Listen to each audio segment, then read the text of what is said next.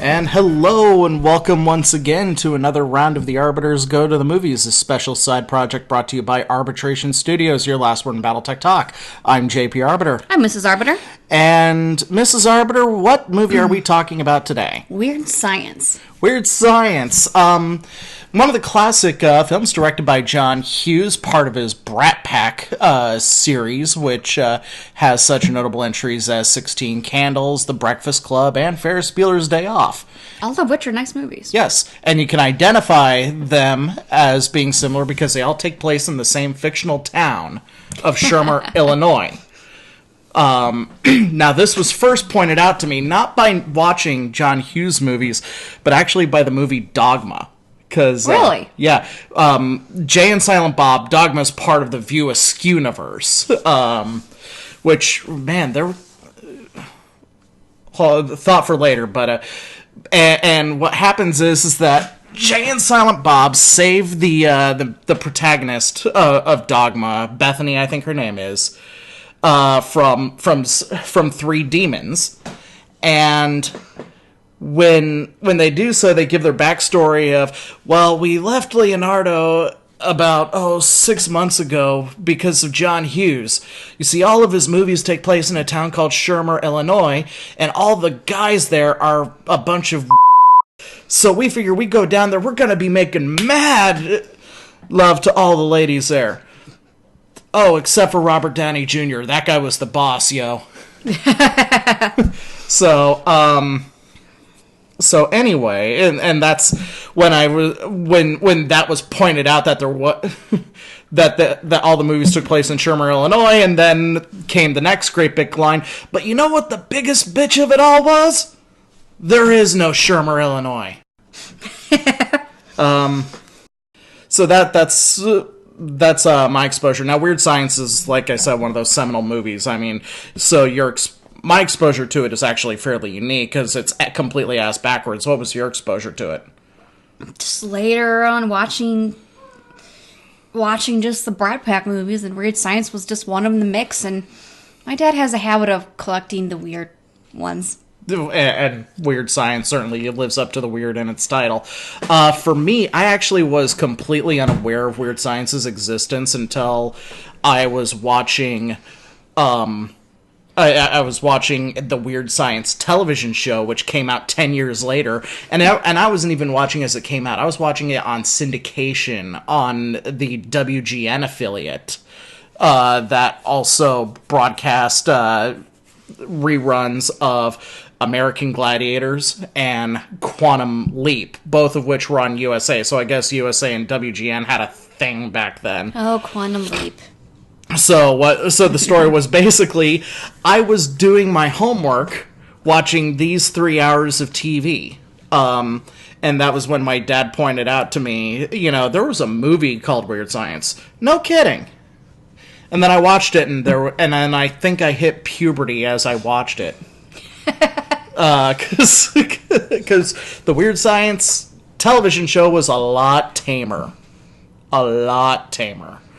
than this film was. So, of course it's going to be tamer. It's just the way things go. So anyway, American Gladiators, man. Doesn't compare to some of the current ones. Where stuff like Ultimate Beastmaster or Ninja Warrior just don't compare. No, they don't. Anyway, so why don't we get to talking about Weird Science? What do you say? Yes, I think that's a good idea. All right.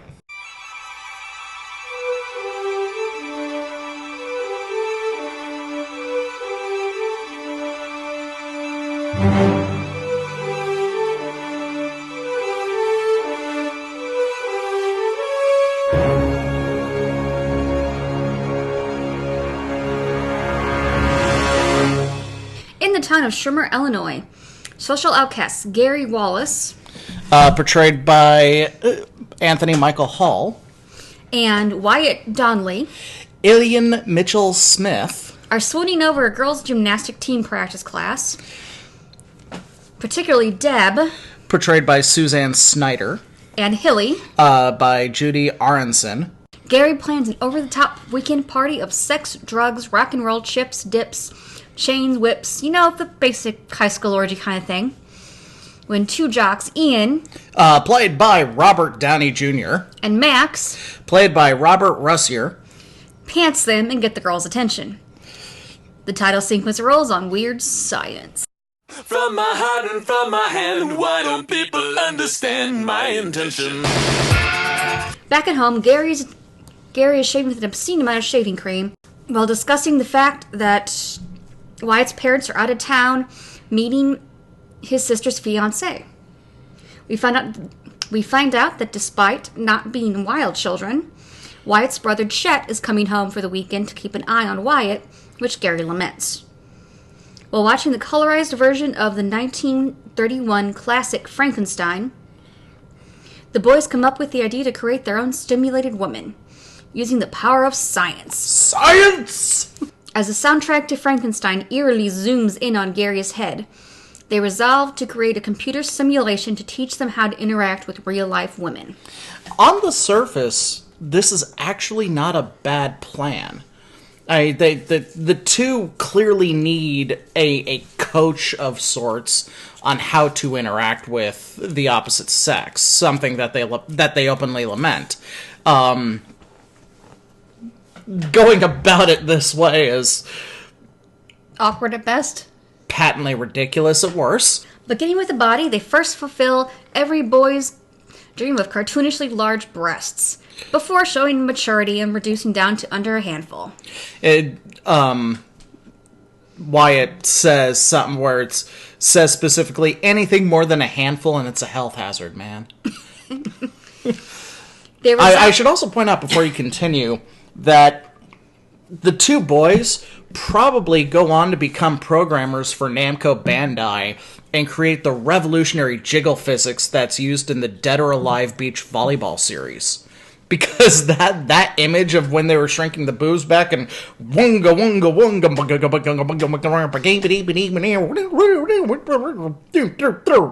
wunga, yes, I had to do that. But they were just bouncing independently like each one had its own gravity field. I half expected one to just completely fly off and hit Anthony Michael Hall in the face out of the screen. But we're not into out-of-screen shenanigans yet, are we? No, not yet. They resolve to make her intelligent, but a lack of processing power would reduce the simulation to a 5th grade education, officially making the woman a boring dipshit, leaving them no choice but to hack into the Department of Defense computers for additional processing power. I'm amazed that even though it lacks the processing power to actually imbue this simulated woman with intelligence, that it had the processing power to declare a grown woman with a 5th grade education a boring dipshit. I know, right? Mm-hmm. They're briefly caught as a senior airman manually types in "access denied," but the program Cryo Smasher cannot be deterred. But a brain is not enough. She must live. She must breathe. She must aerobicize. Very, very nice inflection on aerobicize, by the way. So they feed an entire lifetime supply of Skin magazines, music, David Lee Roth, and time into a paper shredder. I should point out that David Lee Roth is not, in fact, a music.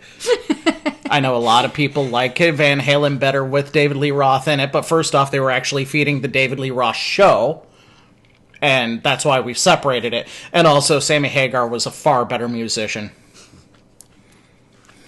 Finally, they hook up a Barbie doll to batteries and chant with bras on their heads for reasons. Well, it's ceremonial. Lightning strikes the house and everything goes nuts. And finally, the doll, now 5 feet 10 inches tall and stacked like no tomorrow, literally explodes out of the bathroom door and asks, "So, what would you little maniacs like to do first?" The answer to that question, by the way, is showering. Showering is what they want to do first. Well, the boys wear their jeans, which is what they want to do first. All right. We discover that Lisa, portrayed by the absolutely gorgeous Kelly LeBrock, is completely self-aware and and quite grateful to her would-be creators for making her. We find out that Lisa functions much like a genie in the bottle by exchanging their lame suits with more modern, stylish flair before driving downtown in a pink Cadillac convertible to a bar. I should point out, by the way, that the bar's name, and the movie points this out too, is the Candy Bar with a K. Okay. There, a rival meets with a literal record scratch. And crickets. Lisa provides them with fake IDs and orders them to mingle. Wyatt hides in the bathroom and sits on a man's lap in the stall, while Gary talks to a bunch of men about blues music and drinks whiskey. In the wee hours of the morning, clearly drunk and talking up the titties of an 8th grade crush before collapsing to the floor, Lisa cuts off Gary and takes them home. On the drive home, Lisa asks Wyatt what the game plan is about Chet, while Gary prototypes an Eric Cartman voice. Seriously, by the way, he's doing this the entire time he's drunk, but it's sort of... yeah. I tell you, man, this 8th grade girl, she had titties like no tomorrow, man. It was sort of like a combination of Cheech Marin and Eric Cartman. Cheech Cartman? Cheech Cartman, yes. There. Oh, man, what you doing? I ain't buckled up back here, man.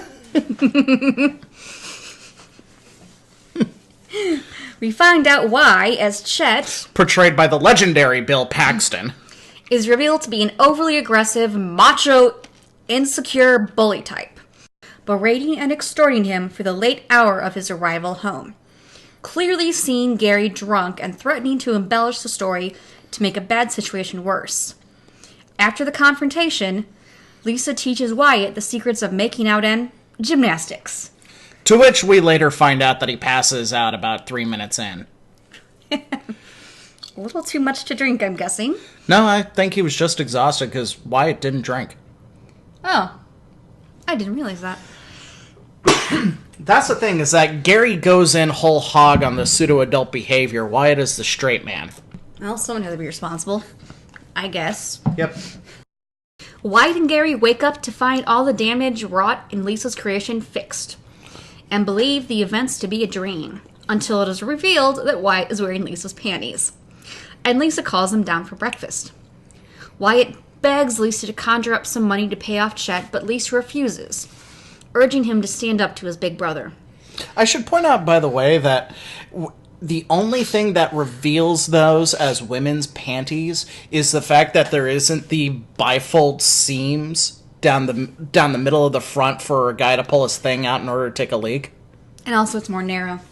Well, 80s underwear, men's underwear was shaped like that. Was Speedo-ish? Yes. Okay. Lisa walks out of the kitchen after preparing the boys' breakfast, and Chet walks in, oblivious to the gorgeous woman he had to walk past, and steals the breakfast. He makes a snide remark about the undergarments Wyatt is still wearing before he realizes what it is and goes all macho, berating him for choices. Saying the next thing we know, Wyatt will be wearing a bra on his head, and Wyatt breaks the fourth wall with a smirk. It's clearly looking at the camera. It's not like an avoiding the brother's eye scoff. No, eyes to cameraman.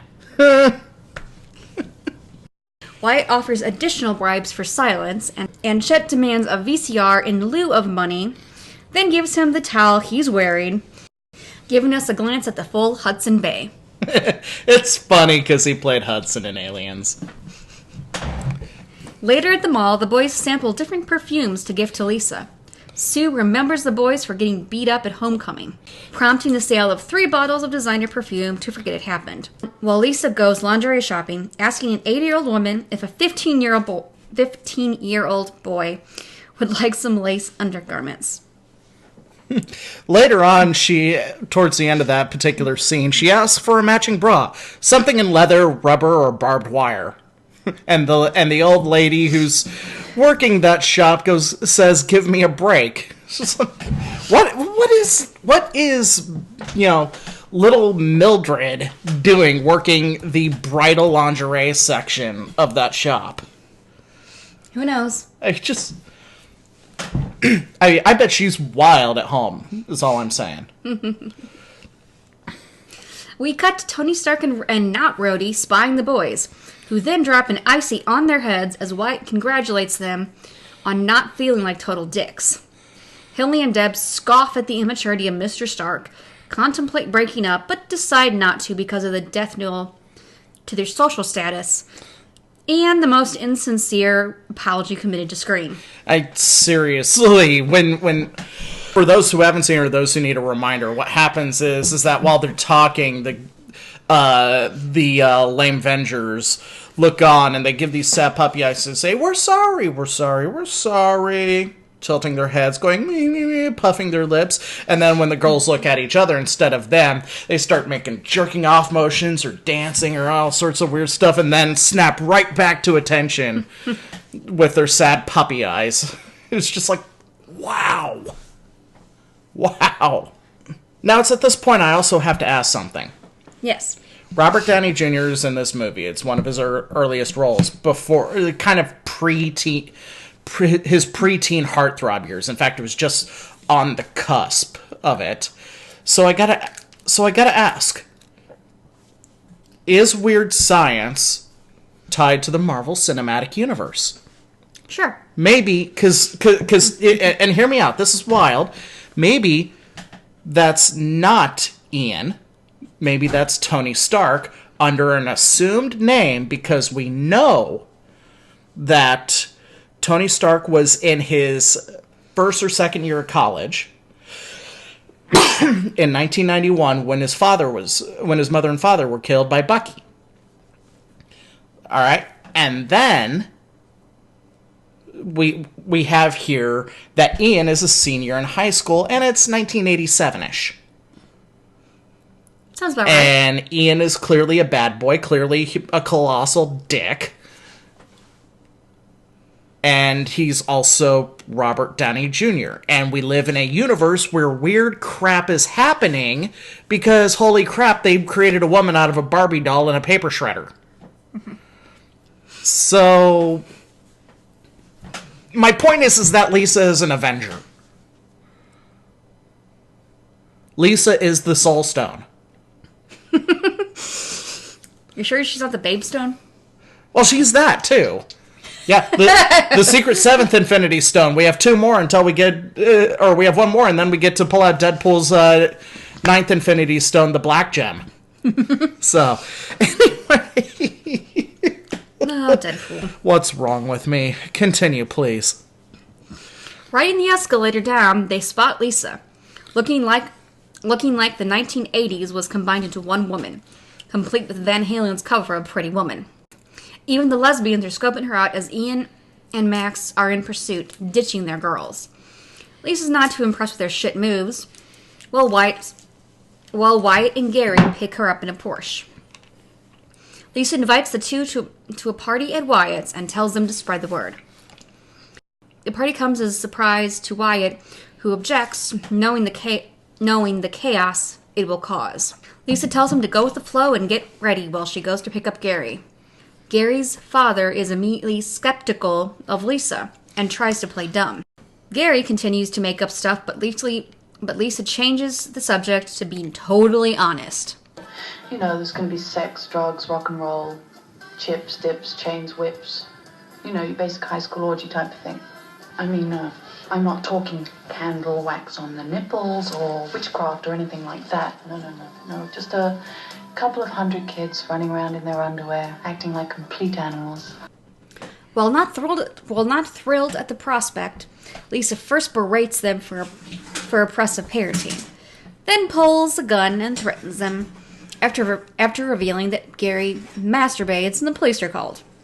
The experience so traumatizes Gary's dad that he forgets he even has a son. In the Porsche on the way over, Lisa demonstrates directly that the gun was an unreasonably realistic squirt gun. Seriously unreasonably realistic, because she cocks the thing and then squirts. I don't think I've ever seen a squirt gun with a cocking hammer. I mean, most squirt guns I'm used to are just the bifolded, glued together pieces of plastic with a little piping and a simple pump in it. The doorbell to the house rings, and it seems the entire population of 15 to 25-year-olds of Shermer, Illinois show up at the house and party down. Tony Stark and his crew show up fashionably late, Of course they do. with Hillary and Deb acknowledging that they will probably be embarrassed. Gary and Wyatt regroup in the bathroom, lamenting how out of control things have gone and how they are a couple of wimps for not going with it. After getting caught out on their bullshit from one of the patrons of the candy bar, Iron Man spots Lisa and begins his pursuit. Hillary and Deb look for a bathroom, talking about Lisa and how awesome she is. Before walking into the bathroom, Wyatt and Gary are holding an executive committee meeting. The girls ask if they can come in and check their faces, to which Gary responds with the best line ever. What's wrong with your face? And seriously, that is a humongous, sweetheart, smooth ass, at least in my mind, pickup line. It's just, and also brutally honest, because it's the 80s, you know she's caked to the hilt in makeup, but I don't know. That's something that seems to me like in real life would work. Am I wrong? Probably. Probably. A lot of would take it as insult. Wyatt is nervously playing with his keys, in the worst way possible, before retreating to the shower as the girls request privacy. After realizing they bolted, the girls meet Lisa, who asks if they have met the boys yet, and gives them the advice to take a shower with them, praising the experience. It's a mind bender. While this happens, Lisa explains with full honesty who she is and what her relationship with the boys are to the lame Avengers. And again, this speaks to, in a bizarre sense, this speaks very maturely to alternative setups of relationships where, am I someone's sub-slave? Am I their baby doll? Am I their servant? Are they my dom or daddy or whatever? I mean, that's sort of, that sort of bleak on it. Well, not bleak. Bleak's the wrong word, but that sort of openness and honesty. That's the kind of world I strive for, where people can just be open about their kinks. So, and it all starts with with this image of admittingly kind of age inappropriate threesome relationship. Digression aside, the portrayal of non-conventional, non-monogamous relationships and how you can extend it into a logical, more realistic tone is something that I actually really started to love about this movie. So we do a pointless cut to Wyatt's English grandparents, who have a way too high opinion of themselves, and state intentions to drop by. Up in Wyatt's room, the lame Avengers try to borrow Lisa, again showing a sense of maturity for polyamorous relationships. The boys don't go for it. Namely, that they've been. The request is literally to borrow, and Tony Stank offers their girlfriends in exchange. It's like, dude, that's not how this works. That's just not how you do this sort of thing.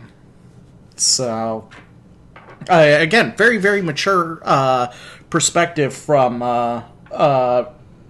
John Hughes vis-a-vis his characters. They then resolve to make another girl for the lame Avengers, scaring the crap out of the airmen again.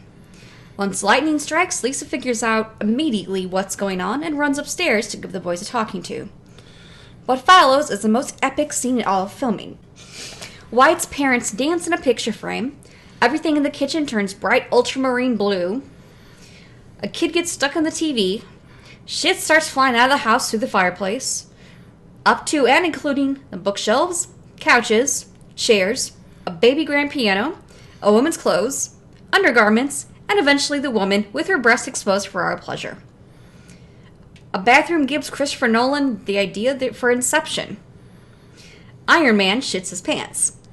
Lisa storms in and berates the boys, making the audience think she's offended because she's no longer special and unique. But instead, she corrects them for one fatal error. We forgot to hook up the doll! They forgot to hook up the doll.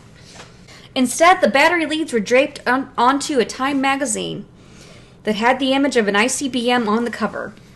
The result is a replica of said missile popping through the 2 stories and the roof of the house, with a white dove landing on top. And again, I have maturity on Lisa's sake, because she's not jealous or angry about the fact that they were trying to make another her. It's just... You forgot to hook up the doll. Yeah, if you're gonna do it right. Follow the whole process. You gotta do more than the bras on your heads. Yeah. And yeah, Robert Downey Jr. during all of this chaos, while Gary and Wyatt, by the way, are just sitting back because they've seen it all before. They know it's gonna happen. Or so they think. Mm-hmm. And he's just screaming, "I just shit my pants!" is beautiful. At this time, Wyatt's grandparents arrive, but are quickly dealt with, being put in the closet for later by Lisa. Feeling Lisa has gone too far, Wyatt berates her, forcing Lisa to call in reinforcements in the form of a mutant biker game. Mutant biker game. I'm not editing this out. In the form of a mutant biker gang rampaging the party. Dirt bikes, too. My question is, what makes them mutants? Because, I mean, one guy has, like, a metal half mask. One guy is actually a fairly famous character actor. He played the deformed dude in the Goonies. But even then, he was heavily make-upped. What we see in this is his natural face. So yeah, he clearly has some facial deformities. But everyone else, I mean, these look more like rejects from Mad Max Beyond the Thunderdome than they do mutants. But the credits portray them as mutant biker 1, 2, 3 and chick. And leader. The Revengers bail on the party, abandoning their girlfriends, never to be seen again.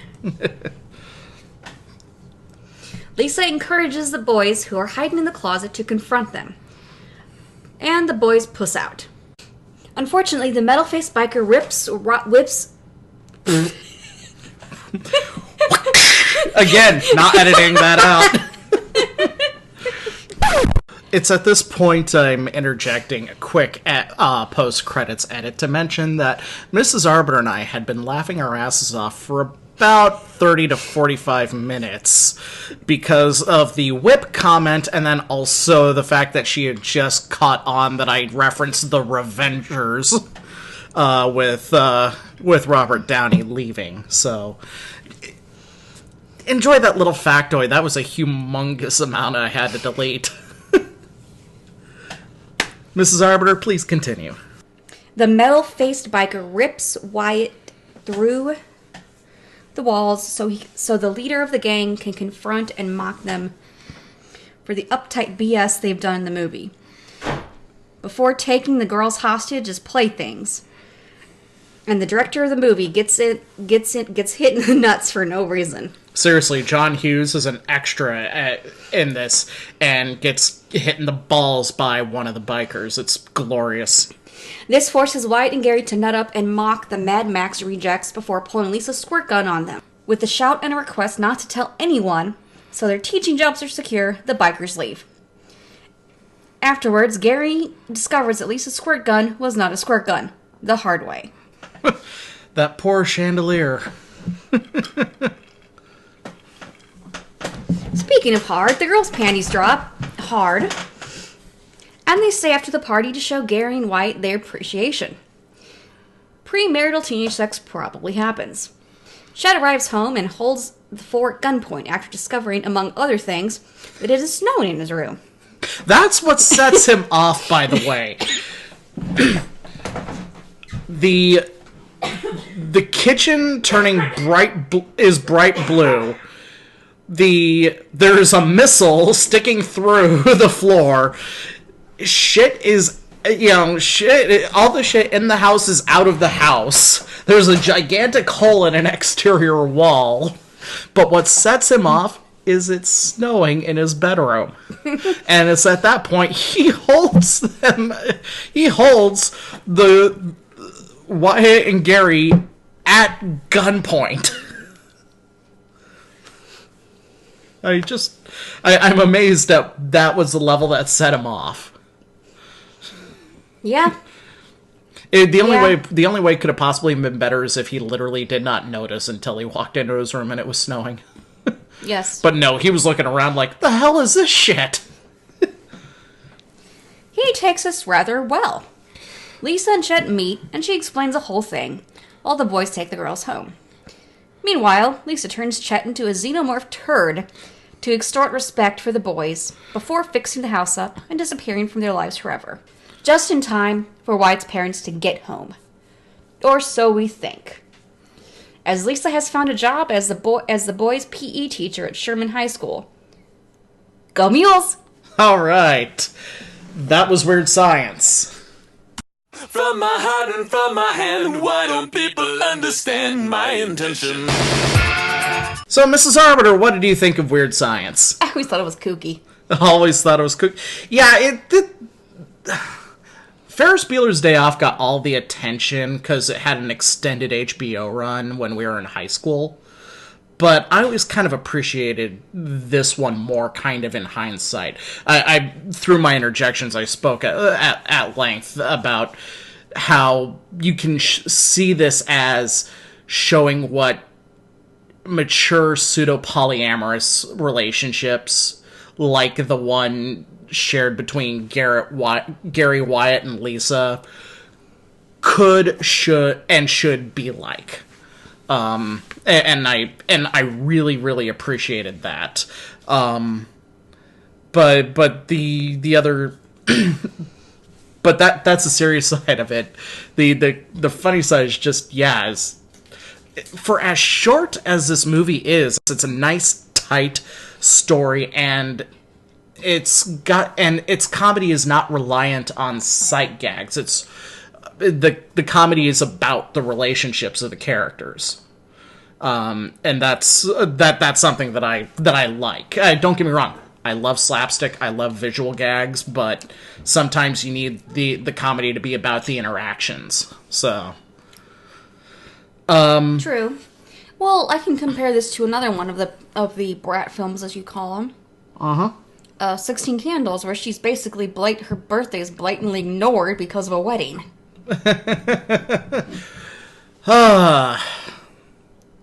And all those moments you could interject the one thing in there and nothing happens. Yeah. Didn't 16 Candles have Will Smith in it? I don't remember. Or is like not as a major scene, but like as a small cameo. I honestly don't remember. So, anyway, so the big question that I have to ask as well is that there's no, like, obvious connective tissue outside of the fact that all of these movies take place in Shermer, Illinois, which is established as a suburb of Chicago. Do these and we have at least two great examples of a cinematic universe. Of course, most famously these days is Marvel, but even before Marvel, we have the View Askew-niverse that is connected by the Jay and Silent Bob characters. So, are the John Hughes Brat Pack movies that all take place in Shermer, Illinois, should we consider them their own little pseudo-universe of connected movies? Well, yeah, they kind of fit they're kind of novellas of around one town. Well, not just around one town, but around one high school, because all of them go to that Shermer High School. It's the only one in town. Yep. Small towns. So that's interesting. Ferris Bueller's Day Off, you don't know it because you only see a couple of shots of Shermer High School, and then most of the rest of it takes place in Chicago proper. But the rest of them, yeah, I mean, even every one of the protagonists in those movies is a mule. So go mules. You ever watched the television show? No. No? No. Well, that ends that line of conversation. To be honest, I never knew there was one before you mentioned it. Oh, well, I taught my wife something new. Anyway, I think that's all I have to say about this particular movie. Mrs. Arbiter, what are we going to do for our next movie? Well, that is a good question, isn't it? Well, I'm feeling something a little bit... I mean, obviously these are all robot movies, so they're going to be sci-fi, but I want something a little action-packed, a little more, I think, what the Terminated?